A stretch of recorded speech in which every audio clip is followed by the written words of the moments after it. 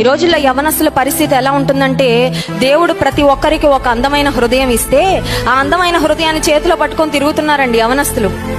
ఏదో ఎవరో వచ్చి నువ్వు నచ్చావు, లేకపోతే నిన్ను నేను ప్రేమిస్తున్నాను, ఐ లవ్ యూ అని 3 మాటలు చెప్పగానే నమ్మేసి నమ్మిన అమ్మాయిని లేకపోతే నమ్మిన ప్రియుడిని ప్రియురాలిని వంచి మోసం చేశాక ఆ హృదయం 1000 ముక్కలైపోతుంది.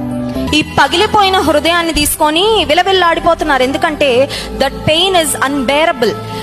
మోసగించబడిన తర్వాత, నమ్మిన వారు అన్యాయం చేసిన తర్వాత, విడిచిపెట్టి వెళ్ళిపోయిన తర్వాత, జీవితకాలం ఉంటానని మీ అమ్మా నాన్న వదిలిపెట్టి వచ్చేయి, మన ఇద్దరం వెళ్ళిపోదాము, నిన్ను నేను చూసుకుంటానని ప్రామిస్ చేసిన ఆ తర్వాత మోసం చేసిన తర్వాత ఉదయం ఒక 1000 ముక్కలు అయిపోయిన తర్వాత ఏడుస్తూ ఆ గుండెను విడిపోయిన ఆ భాగాలను, ఆ ముక్కలన్నిటిని గ్యాదర్ చేసుకోవడానికి శక్తి లేక చనిపోవాలని సూసైడ్ అటెంప్ట్స్ చేసుకుంటున్న వాళ్ళు ఎంతమంది లేరంటారు ఈ సమాజంలో.